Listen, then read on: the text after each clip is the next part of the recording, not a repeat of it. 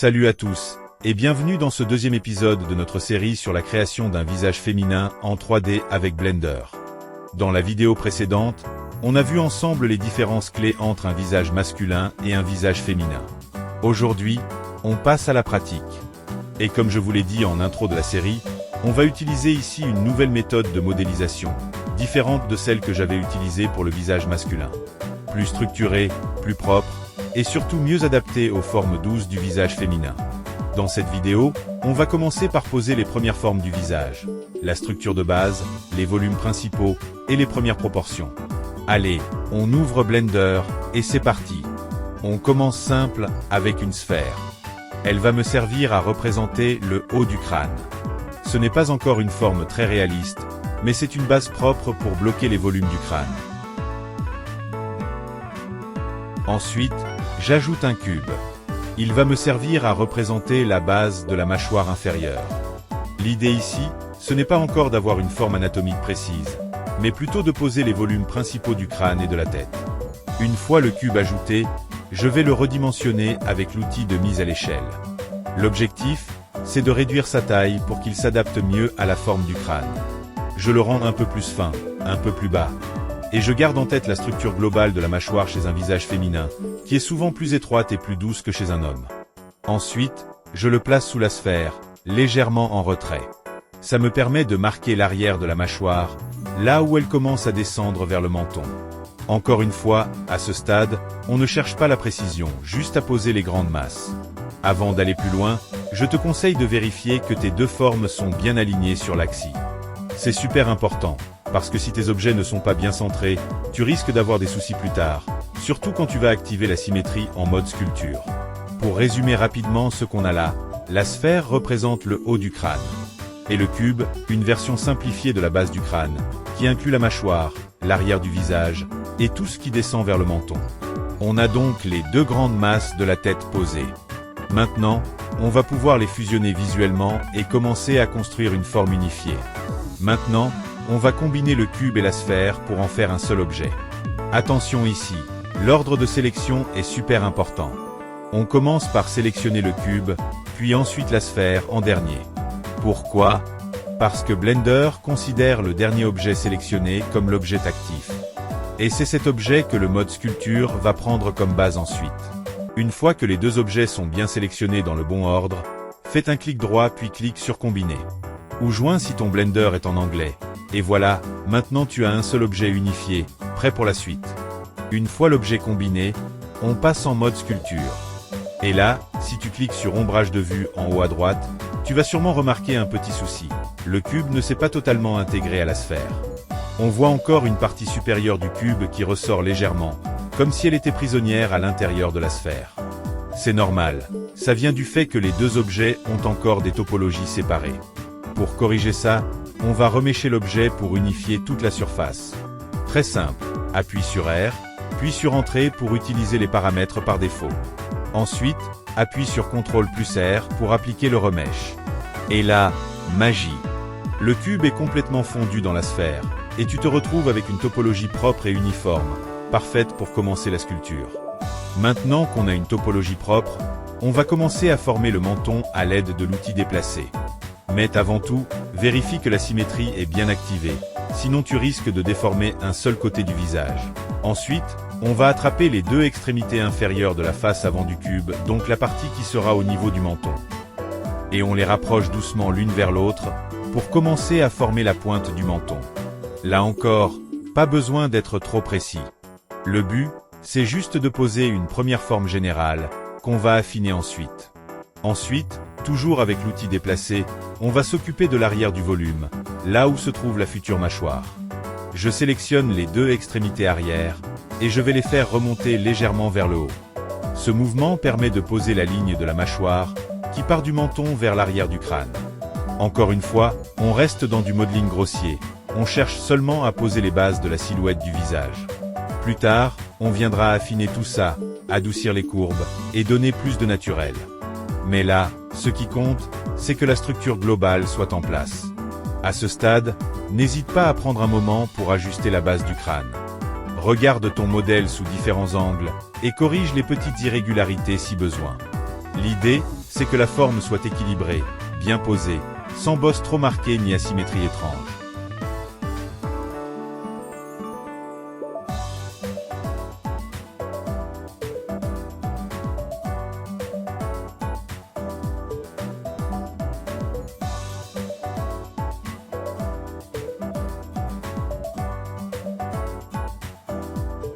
Une fois que la base est bien équilibrée, on va passer à l'outil adoucir. L'idée ici, c'est de lisser légèrement les arêtes encore trop marquées, surtout autour de la jonction entre l'ancienne sphère et le cube, donc la base du crâne.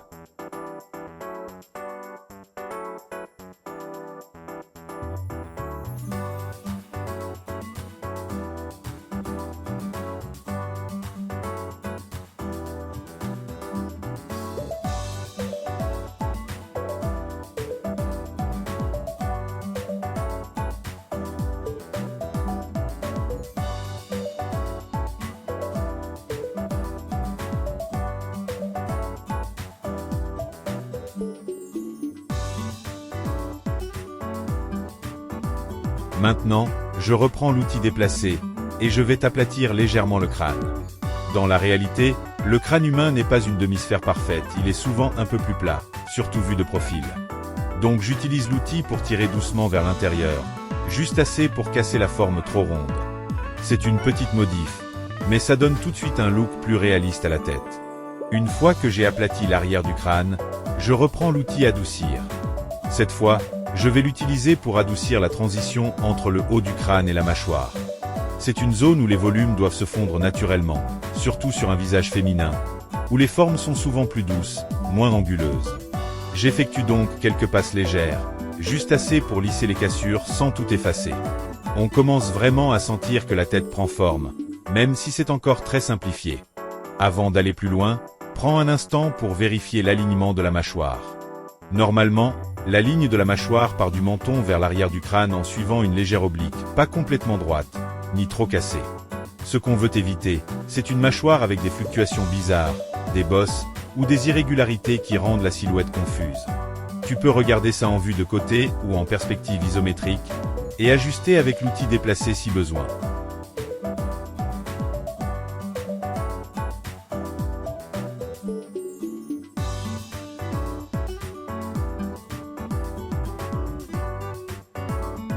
Maintenant qu'on a une bonne base pour la tête, on va ajouter le cou. Pour ça, on retourne dans l'onglet Layout, puis on ajoute un nouveau maillage, un cylindre qui va représenter la base du cou. Pas besoin qu'il soit parfait tout de suite. Ce qu'on veut, c'est simplement commencer à connecter la tête au reste du corps, et poser une structure qui nous servira de support plus tard. Une fois que le cylindre est ajouté, pense à bien le redimensionner. Je le rends plus fin pour qu'il corresponde à une morphologie féminine. Souviens-toi, on en avait parlé dans la première vidéo. Chez les femmes, le cou est généralement plus fin et plus gracieux que chez les hommes. Ensuite, je le place à l'arrière de la base du crâne, là où la tête rejoint naturellement le cou. Il doit être légèrement incliné vers l'avant, pour suivre la posture naturelle de la tête humaine.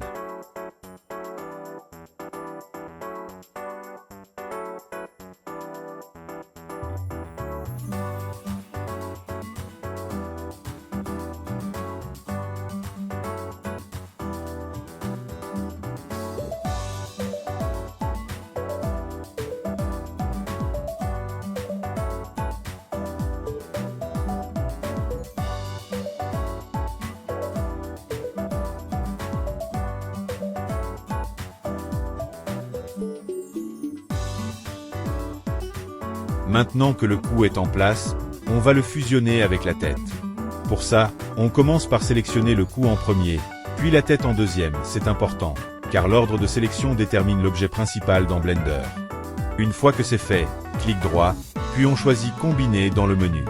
Les deux objets sont maintenant unis, on va pouvoir les sculpter ensemble comme un seul bloc. Une fois les deux objets combinés, on va passer en mode sculpture. Mais avant de continuer, on doit faire en sorte que les deux formes aient une topologie unifiée. Pour ça, on appuie sur la touche R, puis on valide avec Entrée. Ensuite, on fait un CTRL+R pour appliquer une nouvelle topologie propre.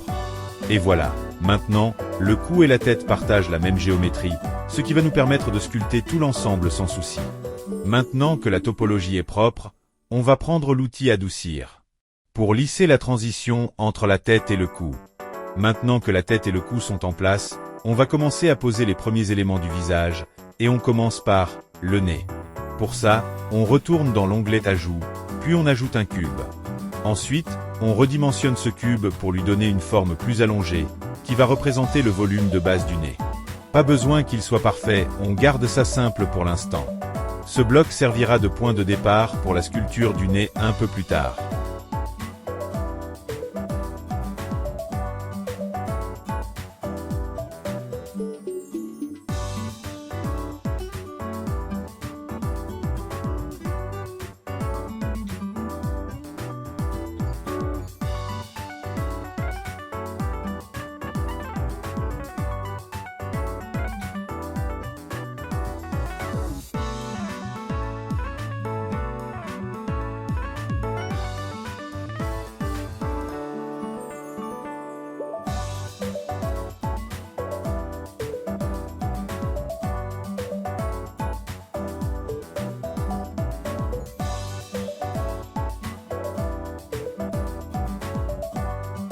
Maintenant, on sélectionne d'abord le nez, puis la tête en deuxième position, c'est important pour garder la bonne hiérarchie. Ensuite, on fait un clic droit et on choisit Combiner pour fusionner les deux objets. Une fois combiné, on passe en mode sculpture, puis on fait un remèche pour uniformiser la topologie de l'ensemble. Ça nous permet d'avoir une surface propre et continue, pour sculpter plus facilement sans souci de cassure ou de déformation. Une fois le remèche fait, on prend l'outil Adoucir. Et on passe doucement sur la zone de transition entre le nez et le reste de la tête. L'idée, c'est de fondre légèrement les volumes, pour éviter les cassures trop nettes et donner un aspect plus organique dès maintenant. Pas besoin d'y passer trop de temps, un petit coup suffit pour lisser la jonction et garder une bonne base pour la suite. Maintenant, on va ajouter les narines pour compléter la base du nez. Pour ça, on retourne dans l'onglet Layout, et on ajoute un nouveau cube.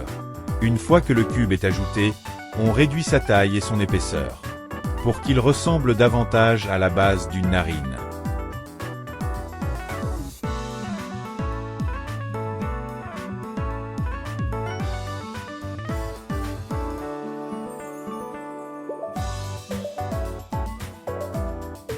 Ensuite, on utilise l'outil tourner pour le faire pivoter à l'horizontale.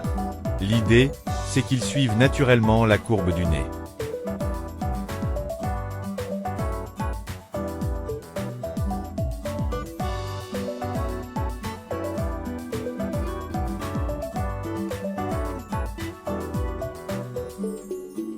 Si on remarque que la narine est un peu penchée ou mal orientée, on peut reprendre l'outil tourner pour la corriger. Et pour être plus précis, on maintient la touche contrôle pendant qu'on tourne. Ça permet de faire une rotation par incrément régulier, et d'aligner la narine beaucoup plus proprement. C'est un petit détail, mais ça peut vraiment faire la différence sur le rendu final.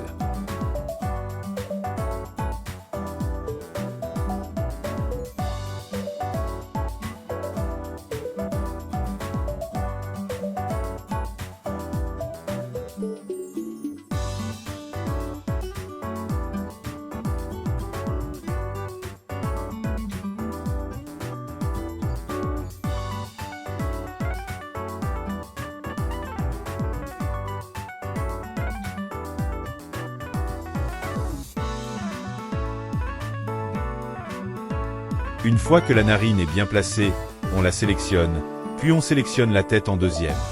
Ensuite, clic droit combiné, pour l'unir avec le reste du visage. Puis on repasse en mode sculpture, et on fait un remèche pour que la narine soit bien intégrée à la topologie générale. Et voilà, la narine fait maintenant partie du même mèche, prête à être sculptée comme le reste du visage. Une fois la narine reméchée avec le reste du visage, on prend l'outil Adoucir pour lisser la transition. Voilà, on a posé les bases du visage féminin en 3D. Le crâne, la mâchoire, le cou, le nez, et même une première narine. C'est une étape super importante, parce que plus la structure est solide, plus la sculpture sera fluide par la suite. Dans le prochain épisode, on va rentrer un peu plus dans le détail, travailler la forme globale de la tête, et commencer à façonner les volumes du visage avec plus de précision. Si ça t'a plu, n'oublie pas de t'abonner pour ne pas rater la suite, et laisse un petit like ou un commentaire. Ça fait toujours plaisir. Allez, on se retrouve très vite pour la suite.